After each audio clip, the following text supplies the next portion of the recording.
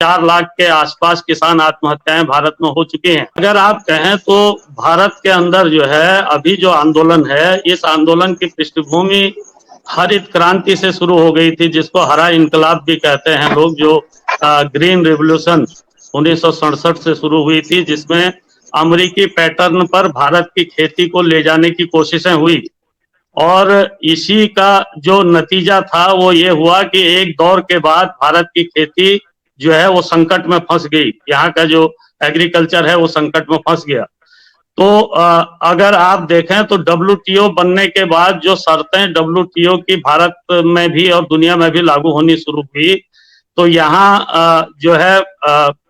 2000 के बाद वो नीतियां डब्ल्यूटीओ के दबाव में शुरू हुई और उसने हमारी खेती को घाटे की खेती बना दिया, क्योंकि लागत लगातार बढ़ती गई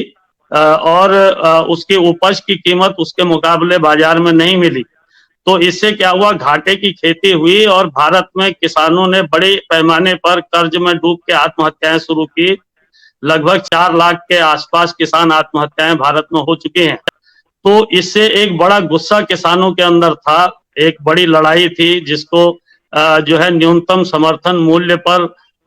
फसलों की खरीद की गारंटी हो और किसानों को कर्ज मुक्त किया जाए। ये 2 मांगों पर पिछले 3.5 साल से पूरे देश में किसान संगठन एक बड़ी लड़ाई लड़ रहे थे।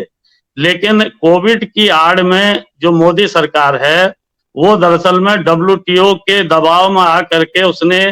कॉरपोरेट के पक्ष में ऐसे कानून वो लेकर के आ गई, जिससे एक तो जो कॉन्ट्रैक्ट खेती का कानून आया, जिस कॉन्ट्रैक्ट खेती के कानून के बाद हमारी किसानी और हमारी जमीन जो है वो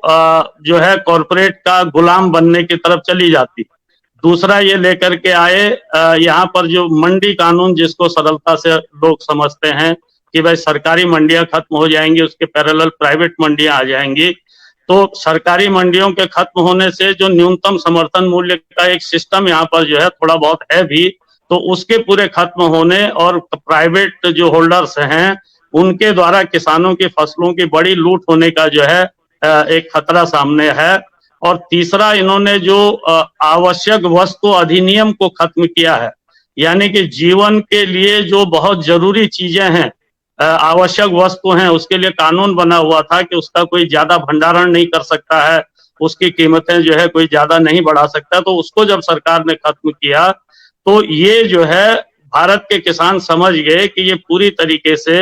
हमारी खेती को, हमारी किसानी को और हमारे खाद्य बाजार को जो है कॉरपोरेट और मल्टीनेशनल कंपनियों का गुलाम बनाने की कार्रवाई है। उसके कानून हैं, ये डब्ल्यूटीओ के दबाव में लाए गए हैं, इसलिए इन कानूनों के खिलाफ भारत का किसान खड़ा हुआ। पंजाब के किसानों ने जरूर इस लड़ाई की अगुवाई की, लेकिन पूरा देश का किसान, और न सिर्फ किसान बल्कि जनता के तमाम हिस्से